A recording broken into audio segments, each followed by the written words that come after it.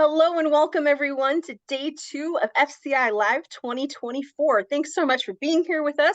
We've had some record registration this year, and this session is no exception. We have really high registration. We're expecting a lot of folks tonight. Thanks so much for being here. I think that a lot of you already know our presenter today, but I'm going to get around to introducing her in just a moment. And this is going to be Building Justice, Envisioning White-Led Startups. The whole title did not fit on this graphic, so I wanted to give you the whole name. With Patrice Lockert Anthony from Black Label Consulting and Coaching. We're going to talk to her in just a moment. Real quick, I just want to thank our champion sponsors. We have a lot of sponsors this year, but these two in particular have made this series possible. So thank you to Colluminate and to National Co-op Grocers.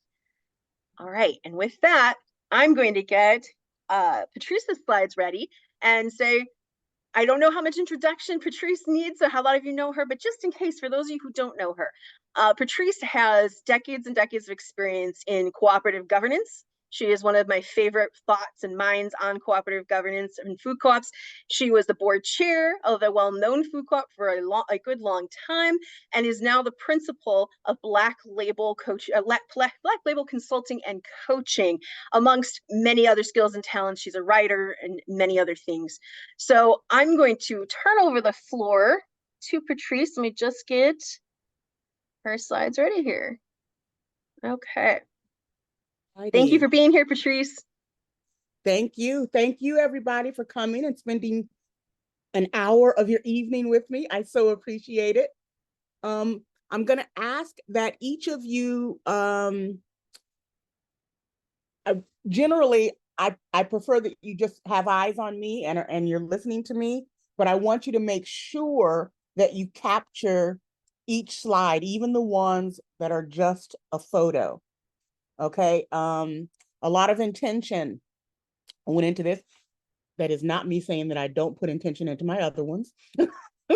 I'm saying that I had a very, very particular message with this one. So please pay close attention to the slides. Take notes if you like, but know that you're going to have access to all of this afterwards anyway.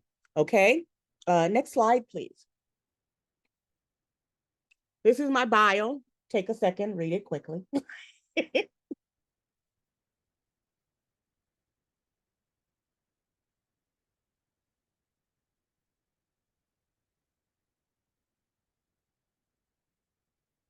I wanted to let you guys and others know I had a workshop just 3 days ago on the 20th on community and belonging and community. And on 2 of my promotional sites, because I want people to understand, particularly my co-op people, that this thing I do around racial justice is very much a current and currently necessary thing. So 2 of the promotional sites I chose for that workshop were hacked by racists. And they were unremitting, they were vile. And when people who are going to those sites wanting to register or at least look at the material that I was offering, tried to say something, they were vile to them as well. I don't want to get into all the details. It was ugly enough that I almost canceled the workshop because in a way that I can't effectively describe to other, it's like digging talons into your spirit and decimating what you have that makes you want to put yourself out there to do the work. And so I almost canceled it, and I ended up not canceling, and it turned out to be one of the best workshops I've ever had. Even though there were lower numbers of people, it allowed for intensity, and everyone there was really interested in what was being said and in signing on to do their part of the work. And so it was magnificent, and I'm grateful for whatever had me continuing on. It was wonderful. But I just wanted to say that because this work is important. I know there are a lot of cooperators and particularly leaders in the cooperative movement who don't put the emphasis on justice as they, and I'm going to say the word should. I know it's a moral judgment, but it is, after all, why people started up with co-ops. It's supposed to be about justice of all different sorts. So having said that, if you remember the description of this co-op, of this workshop, it was, if you build it, they will come. How many of you remember the movie that comes from? Okay. If you build it, they will come. When you decide you want to co-op, and because this whole series is generated for startup co-ops, and most co-ops, startup and otherwise, tend to be white-led. So if I'm going to reach out to those who impact the movement most in the hopes of what we want to create for the next generation, the upcoming generation of cooperators, then it needs to be the people, it needs to be everybody, but in particular, there are things that I really want to get white-led co-ops to listen to, acknowledge, and move on. Now, I've done a lot of board work, governance work, operational work. I've been a co-opper for, I don't know, something over 30 years. So here's my take on racial justice and the co-op movement.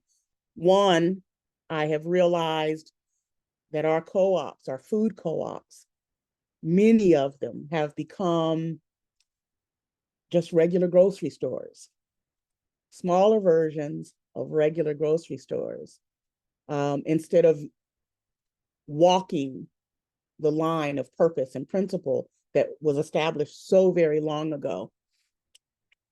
And democracy and justice, as they are practiced in America, is a corrupted version of each. And I want to get into why that is and where I'm going to be going with this. We can't ever talk about justice and think it's okay to limit it to some. This group over here, that group over there. Either it's justice or it's not. And if it's only being practiced for some, if it is only available to some, then it's not actually justice, it's privilege. There's a difference between the two. In the United States, this is a little political, but co-ops are political, so bear with me. The United States cannot rightly be said to be practicing an uncorrupted version of democracy and justice. Why? Because from its very inception,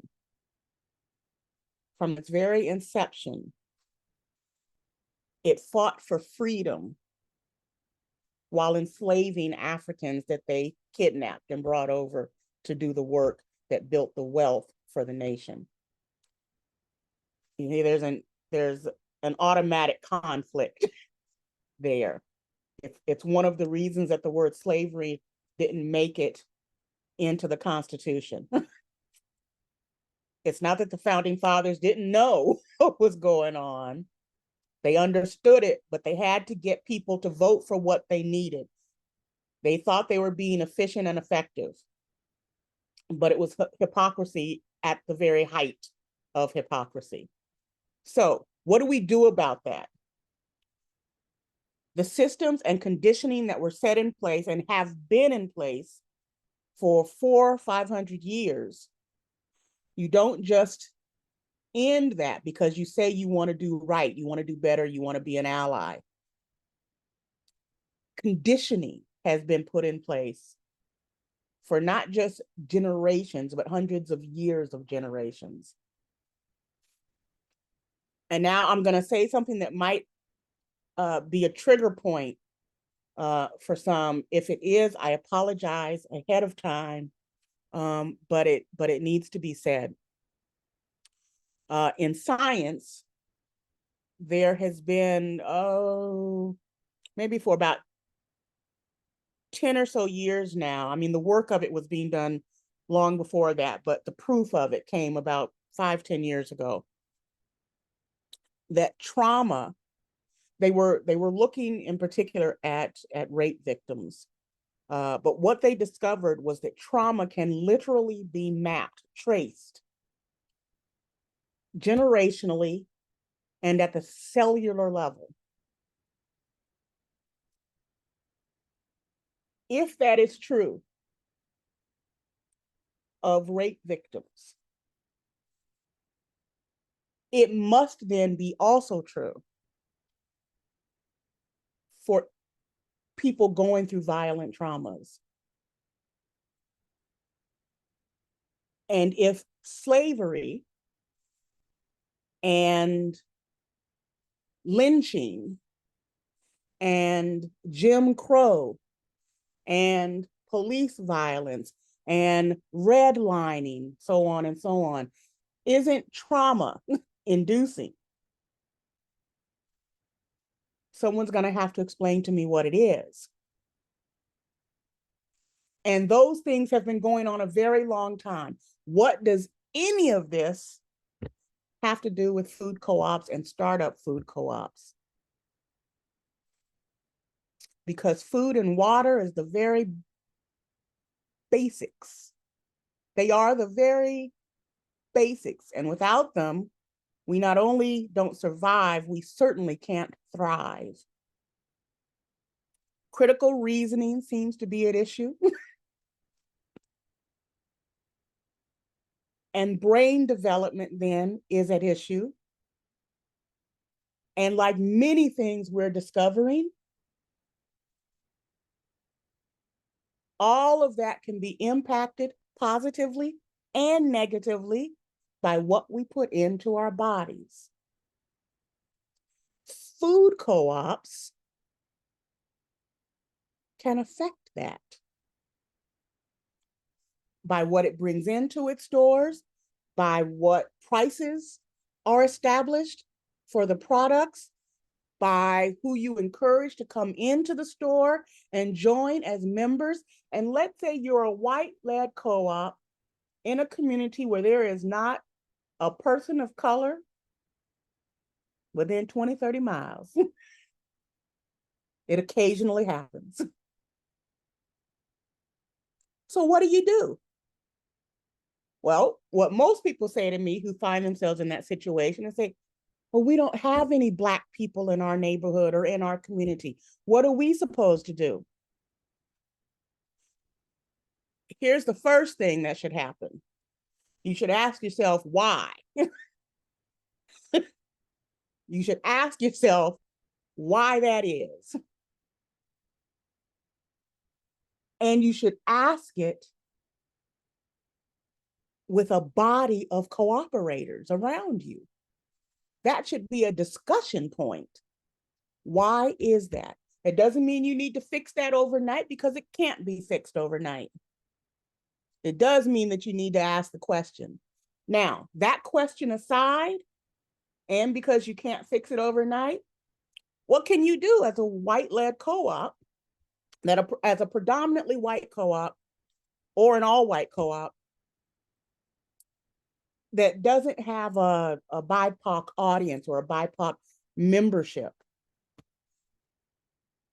What can you do? Because you know what the issues are. You know that food access and food justice are issues. So how can your co-op in its founding put into its fundamental principles how to serve those issues? Because you don't have to have BIPOC members to understand that there's an issue that you could be serving. When we give money, when we donate to children's hospitals, when we donate to overseas conflagrations,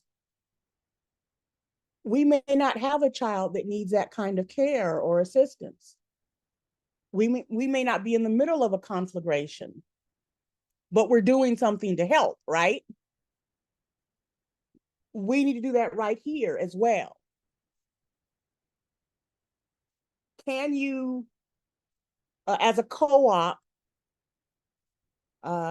give money, donate funds to a CSA to help them give more to people who are getting those CSAs, people who are on SNAP, people who are on WIC, people, I'm sorry, I've never had children. WIC still exists, right? Okay, thank you.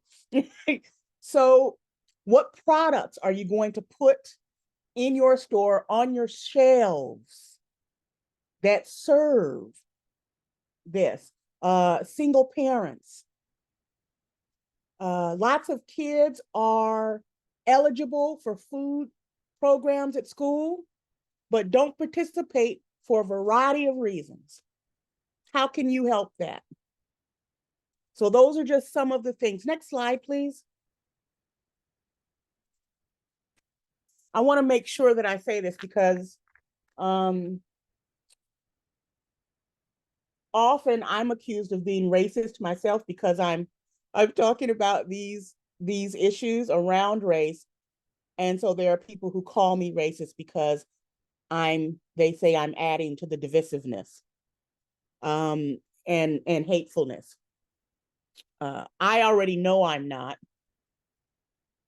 And I know where it's coming from. I want to make sure that you know where I'm coming from. None of what I do is about finger pointing, blame, shame, or guilt. It's about knowledge. It's about knowing our history. And that means I have to state facts, truths. So I'm not guilting anyone into anything. I'm not shaming people. I'm not blaming. I'm not finger pointing. I'm saying this is. And we can't move forward without addressing what is. It is about listening and learning. It's about accepting and acknowledging, because just listening isn't enough. It's about building allyships for the work of justice and belonging in ways that cooperatives, and especially food cooperatives, have always been intended. Ultimately, though, this is about love.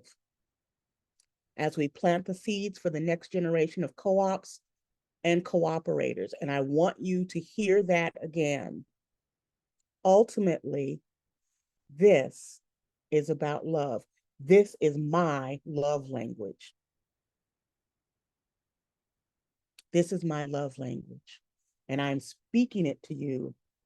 And I want you to really not just hear, but listen and take it in and know that as I say it, I am saying it while I am hugging you and weeping and telling you that if we do not get on board with this, our country is in more trouble than it already is. Next slide, please. Is there anyone else that kind of loves that the way that I love this? There's a, it seems like it's just a photo, right? But it encapsulates so much. James Baldwin in his book, The Fire Next Time, towards the end, says that Black Americans may need to be the mirror for white Americans. And the reason that is that the reason he says that is that with all of the relationships that have existed in this country, the closest, the most intimate has been Black and white. Not just because of the kidnapping and the slavery, but because of what was happening during slavery. So, for instance, Often when a Black female slave had given birth, and especially if her baby was taken away and sold, if the master's wife had had a baby, they would bring the Black female slave to the house to breastfeed the babies so that the mother wouldn't have to labor that way. The Black folks raised the master's kids, played with them, taught them, sometimes disciplined them. They were given that kind of capacity by the master and by the mistress. So it's important to know those things, but to also know that in that, there's an intimacy in all of that. There's an intimacy in working closely together, day in, day out, from birth to death. There's an intimacy in having the master's wife in secret teach the slave how to read, knowing that if found out, the slave would be whipped, maimed, or killed. The relationships that built up out of that, I'm not talking about romance. I'm not talking about Thomas Jefferson and Sally Hemings, which isn't a true romance. You cannot freely love if you cannot freely walk away. So, but I think the solution to our issues is going to be a coming together. And so when I see photos like this, depending on what kind of a day I've had, I am entirely joy-filled, or occasionally I scoff. Those are on the really bad days. Next slide, please. Next slide, please. Are you not seeing, do you not want this one? No, I'm sorry. Yes, I see this one, but I want the next one. Oh, you want that? Okay, sorry. Okay. And GPL, you're at 20 minutes. Oh, thank you. Cooperative justice and democracy. Next slide, please. Okay. Education. Education. Maiming or death for learning to read, refused admission to colleges, boycotted admission to desegregated schools, banned books. I don't need to go on, right? Education-wise, from then to right now, has been an issue. Military. In World War I, our government sent a missive to the French government asking them to stop treating Black soldiers so well because they could not expect similar treatment when they returned home. World War II, Nazi prisoners of war were allowed to eat while Black soldiers were made to wait until they had finished. Korea was supposed to be desegregated units. I know because my father was in what was supposed to be the very last segregated unit, but folks put up a fuss. So it took a little longer. And still today, we have some of those issues. They're just slicker about it. And then housing. You guys know about redlining? Okay. Financial. You guys know about discriminatory lending up to and including the USDA? If you get a chance, I want you to look up some of the USDA stuff because that's close and personal to a food co-op.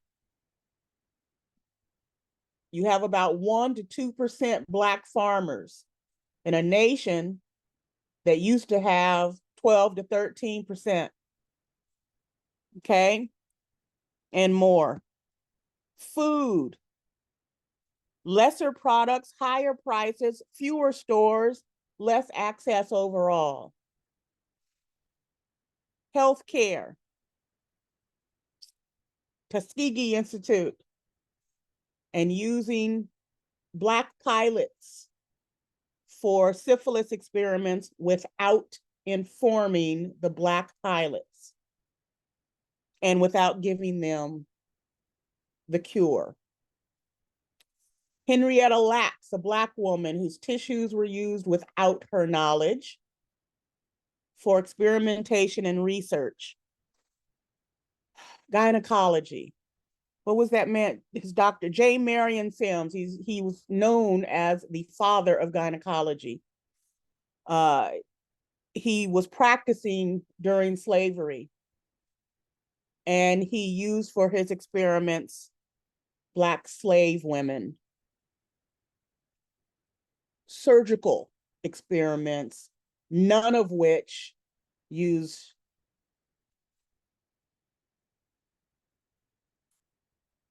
they were made to experience all of the pain because the doctor and the doctors around him did not believe that Black people felt pain in the way that white people did. Diseases.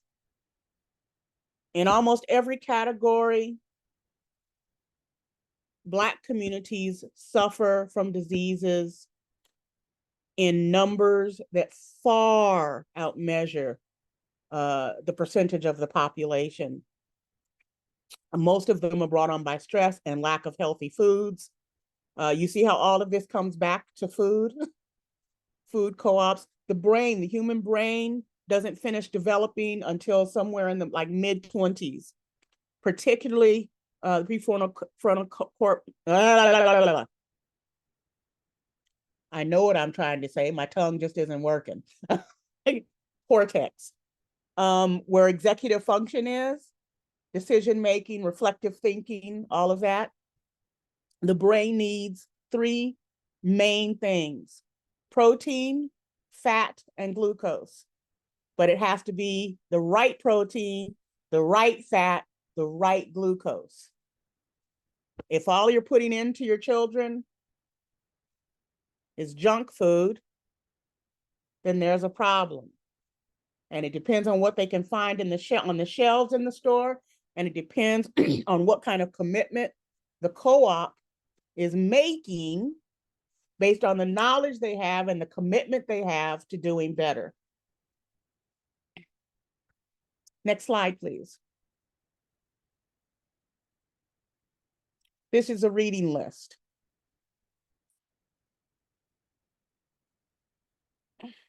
You don't have to read everything. As always, it is entirely up to you. I hope you choose to read as much as you're willing to hold. JQ, is there another slide after this?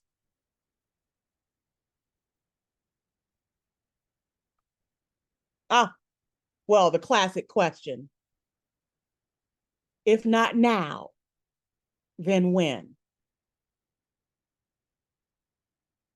And what I wanted to do was stop at this point and open us up for discussion. Question, it can be Q&A, it can be a discussion point. Whoa. I am I assume you want to see folks, sorry. Okay. Anybody have questions or want to have a discussion about where this is going, what I'm talking about, if you want to question something, but I'm going to encourage you to Google things.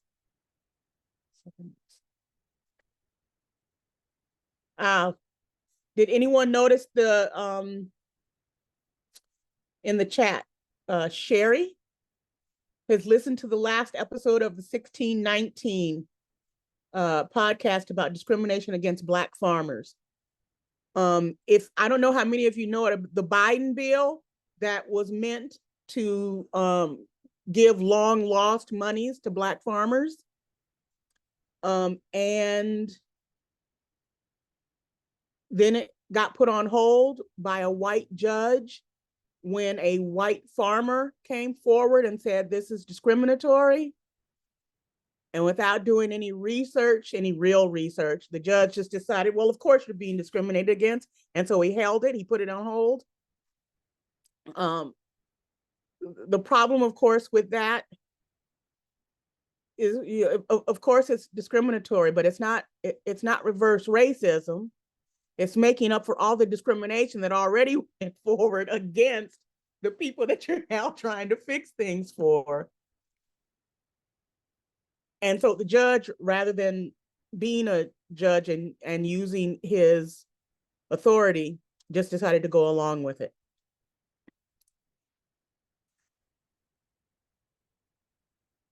Are you guys really feeling silent right now? Because that's not my usual experience with co-opers. Hi. How you doing? I'm well. How are you, Gabby? Good, I've been Good to good. see you. Likewise, we're gonna have to catch up. Um, I'm wondering what kind of comments you get. I was in one of your sessions. I don't remember where we were. Maybe it was CCMA or up and coming. I don't remember. And we It were was up talking and coming. up and coming. Okay, and I was wondering like what kind of reactions have you gotten when delivering this besides being, called racist? Specifically from white folks. I'm sorry, Yeah. go ahead. No, just saying specifically from white folks receiving it. Okay.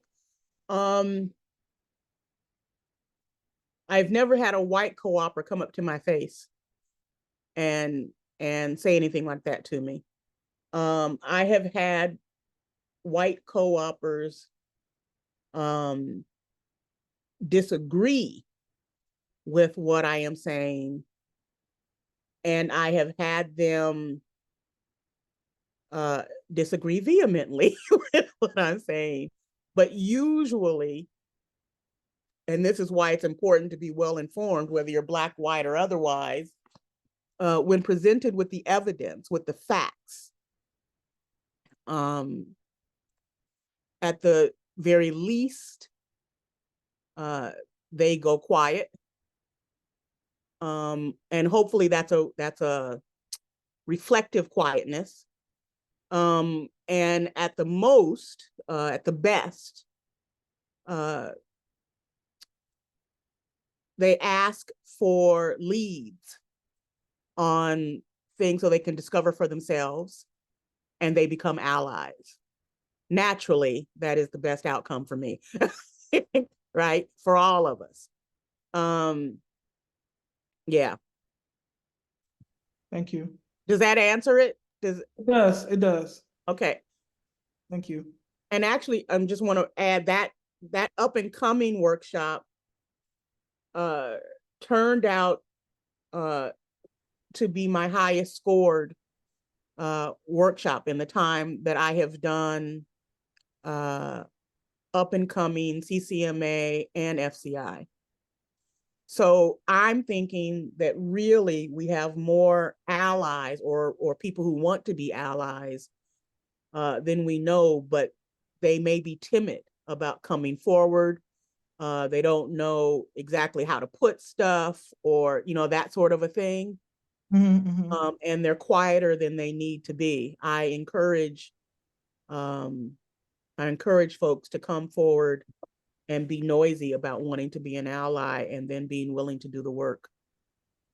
I think there's a belief that there is not space in movement and progression for white folks. And I think that's a farce. I think that's a farce. We chatted about that, but yeah, I think, using the privilege of voice and the spaces, yeah, like that can turn that around. I would like certain folks to be a lot louder, and certain folks to just be quiet. But I would like a lot of folks to, start using their privilege and position to do just that. And then practicing allyship versus shooting to be an ally. Right. So yeah. I don't disagree. Mostly I just need people to step up. Um, uh, I don't really care what color you are. I know this is my thing about white Americans, and I am limiting this to America. I always have a lot to say about everybody, but I'm limiting this to America. Um, the biggest issue for me with two issues really with white America, uh, and it is particularly irksome for me when it comes to cooperation, is that one, because of the systems that have been put into place, white Americans simply don't always know their own history. There is this thinking that we know our history. But if you really know the history, then you don't get up in a Black person's face and tell them that they are racist. You don't get in a Black person's face and argue that racism doesn't really exist in America. You don't get up in a Black person's face and say they're just imagining it. This thing that you saw was just situational as opposed to systemic. And if you have studied your history, then you would know that. So emotionalism is understood, but it's not helping. This is why fragility, this thing called white fragility, is such an issue, because if you're so busy reacting that you can't even hear what's being said, the facts, the truth of what's being said, where are we going to go from there? I want to, what are ways white co-ops can support? And I know Julia, if you wanted to unmute and share this and be in conversation, you don't have to, but if you'd like to. I'm here. Hi. What's your going? So, I live in Vermont. We're, Love Vermont. we're not, thank you. I do too. But our co-op, we're in very good startup stage, and our co-op, all of our board is white. So I'm just wondering if there's excuse me, a way to support BIPOC communities, maybe even not if we can pledge a certain amount of our own profit to supporting other BIPOC efforts towards developing co-ops and fighting insecurity, like food insecurity, or what are ways that we can not be limited by our geographics and proximities to support BIPOC communities. Learn your history. That's one, and it's a big one, because have any of you ever heard this? It's not really an argument, but I've heard a lot of white people say it about hyphenated Americans. You're not African American, you're not Irish, man, you're American, damn it, that sort of thing. There is no white person that isn't also a hyphenated American. There's just no such thing. I mean, hell, there's really no such thing as race. So when you think about, when someone is talking like that, the generative and gentle way to confront them is to start a conversation about them and their family. Where do you guys come from?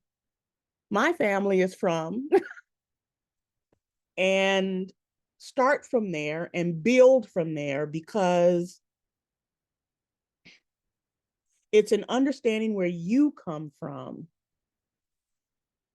what was precious to you, your family, that you learn to appreciate, respect where other people are coming from. You have to ask questions. You have to be curious in the first place.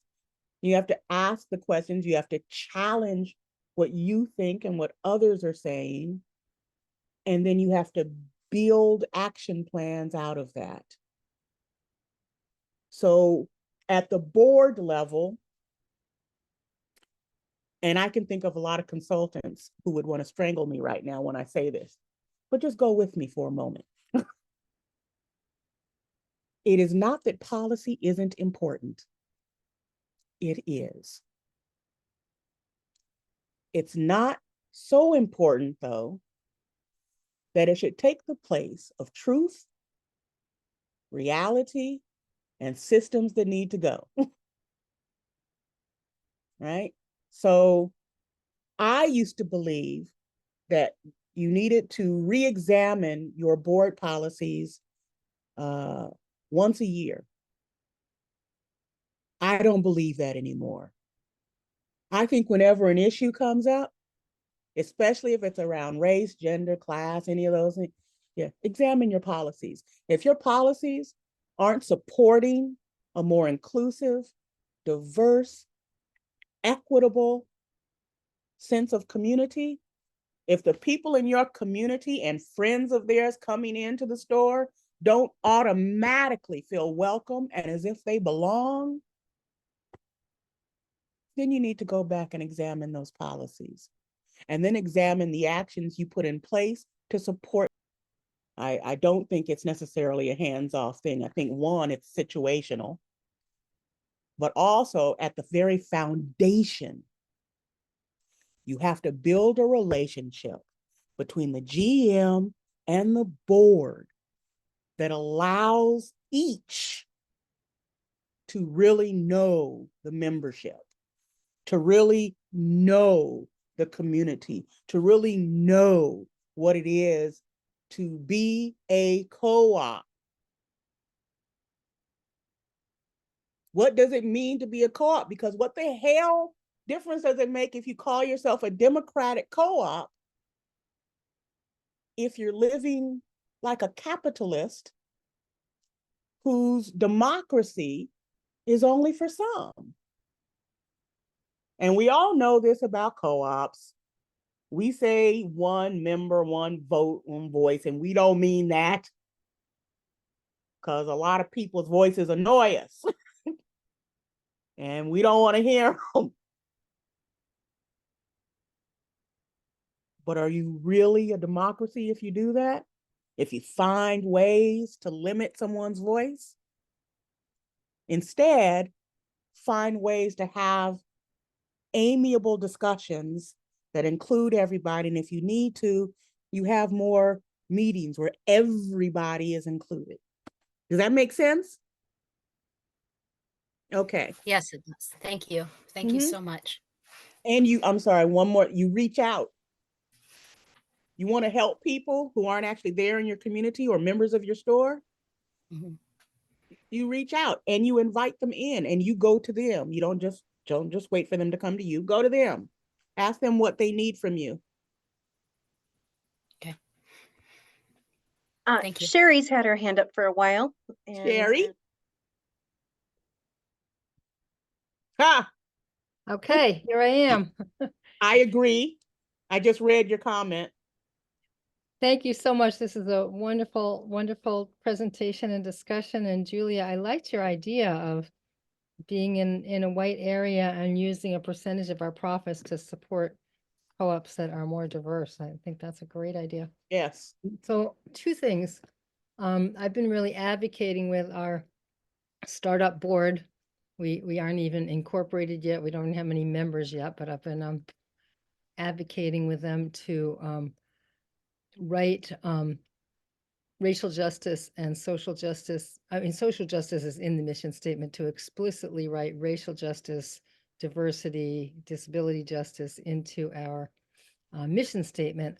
And I've made some suggestions about wording, but I wonder if, I don't want to reinvent the wheel. I wonder if you have some ideas about co-ops that have good wording around that vision to help us to clarify and work toward it. So that's question number 1 of 2. Let me answer that one first, just very quickly. And I'm saying this because of something that JQ and I were speaking to earlier. And I said something, I realized how ridiculous I'm being by not promoting myself, because I don't. In fact, I give these workshops and I always forget to put my email. I always forget to put my phone number. I don't think that way. So here's the beginning, and here you all are to witness it. Hire me. I am a consultant and a coach, and I do good work. And there is nothing I care about more in terms of mission work than food co-ops doing what they can to make sure that we are well fed, well nourished, and well loved. And when I say we, I mean we. Everybody. Okay. Now, sorry, what's your second one? Great, thank you. My second one has to do with the Black tax, or in our area, it might be more the Puerto Rican tax, because, you know, a few towns away, we do have Puerto Rican community leaders. And I don't want to just say, oh, you're a leader, can you join our board? We need somebody of color on our board to help set us straight and to, you know, tell us when we're going off the tracks. You know, so we don't want to have an all-white board, but we also know that every person of color, you know, has multiple roles and burdens to carry. This is one of those instances where I can be sort of polite about it, or just spit out the Patrician version of truth. Oh, please, So give it to us straight, please. Here's the thing. I don't know any of us in terms of BIPOC folk who enjoy being the token. Yeah. That doesn't mean we don't recognize its necessity upon occasion. But instead of inviting someone in and on a board, or, you know, it's hiring people on the staff because they are that color, that race, that culture, try this out. Know that they aren't just that color, but because of being that color, that gender, that class, that whatever, it means they have a body of experiences that you may not know about, that you may not be intimately aware of as they. And because of it, they have something substantive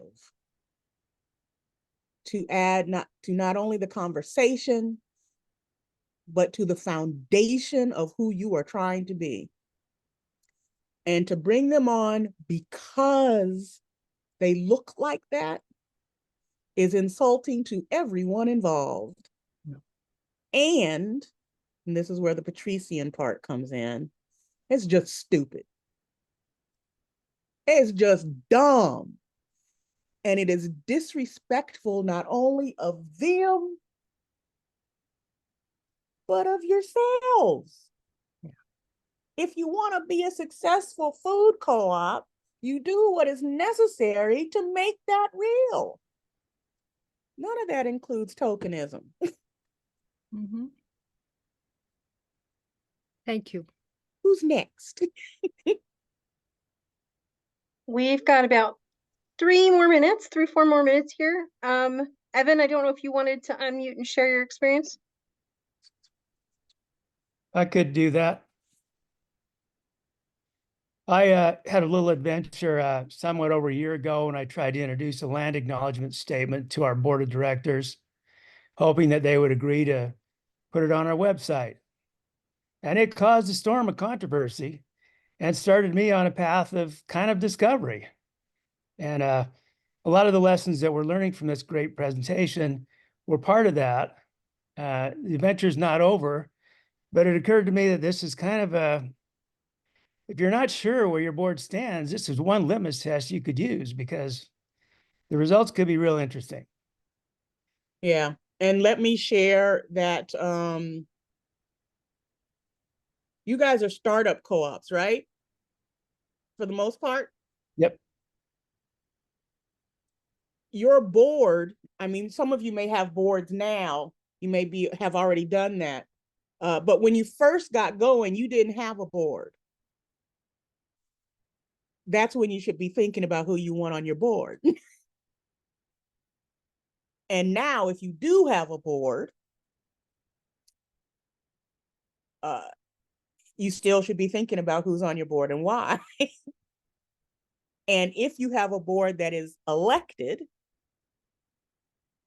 then every single year, well, actually all year long, but then when it's time to recruit people, you keep in mind what the organization's needs are, how best to fulfill those needs, and where to go to recruit people to fill those needs.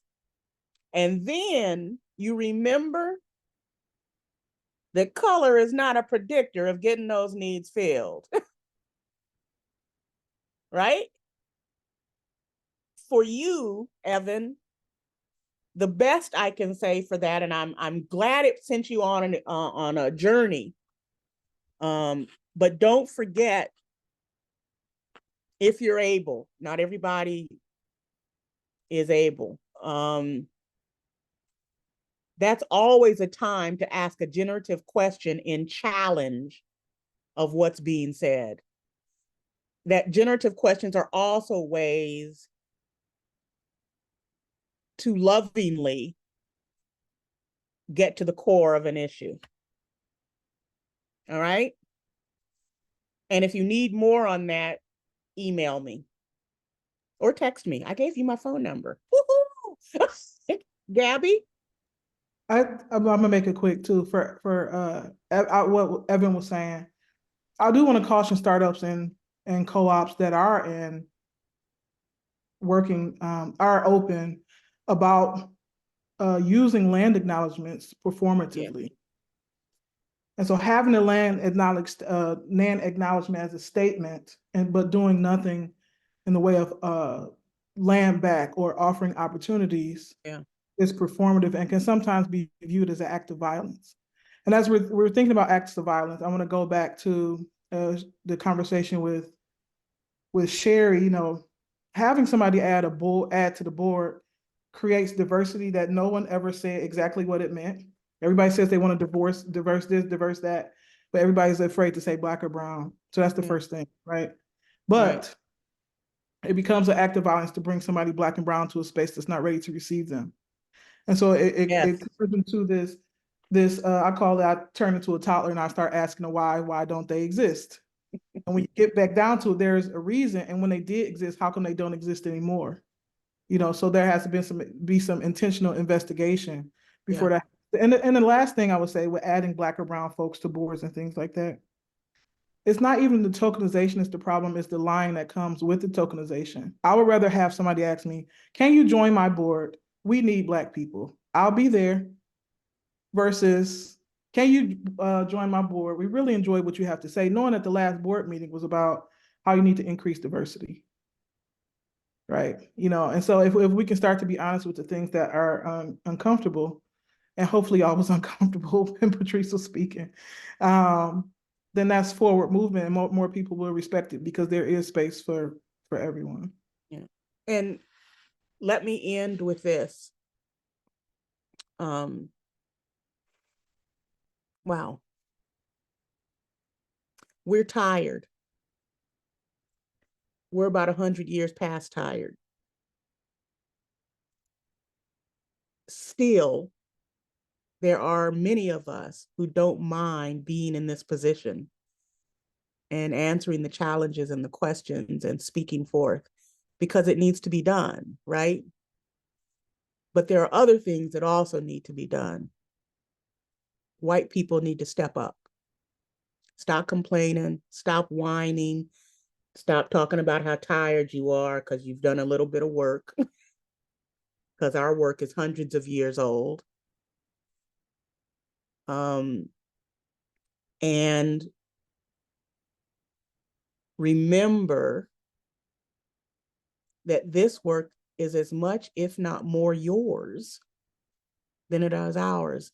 BIPOC people, and I really hate the term BIPOC, but let's go with that. BIPOC peoples have been doing this work from the very beginning. And even today, we're still faced with resistance that still includes lynching and other kinds of murder. So do your work. Be willing to ask those questions of yourselves, of your groups, like boards, members, and still ask them of us. We're not unwilling to answer. We're just tired of giving the answers over and over and over again because people aren't doing the work. So I'm going to end as I began. Ultimately, this is about love. And the more white Americans who get that and do the work, the more we will all succeed and interconnect and impact each other, because sometimes the achievements that are yet to be made are on hold because there's a Black person or a brown person who's being held back and therefore cannot contribute their part that is going to push somebody forward into creating something that we very much need. We all suffer when we fail to do our part towards justice. Every last one of us. Thank you. Thank you, Patrice. And I am going to wrap up our videos on time as I always do. But if you want to stay and continue the conversation, I have never known Patrice to say no. So I'm going to wrap up this video and then we can keep talking. So thank you guys for being here. Thank you so much, first for second, to Patrice, Lockert, Anthony for being here from Black Label Consulting and Coaching. And you have her contact info. I'll send out her slides and I'll repeat her contact info. Okay, so you know how to get a hold of her and to find out more about her work. We have 3 sessions coming up tomorrow. You guys have asked and asked and asked for a session on small rural community food co-ops, and we have 2 successful small, very small rural community co-ops that are going to be here with us tomorrow talking about that for those of you who are organizing in rural communities. Also, searching for financial feasibility. It's an oldie, it's a goodie. It's really important. If you don't know what we're talking about, you don't understand your pro forma, you're nervous about it, you have new board members that don't understand your pro forma who need to understand what financial feasibility is, send them to this session. It's going to be great. And then I'll be joining you tomorrow night doing a session called Ownership Matters. And so why does ownership matter in the early organizing stages and what to pay attention to? Just one last time, I want to thank all of our sponsors for making this session and all of the sessions possible, and we hope you'll join us for more.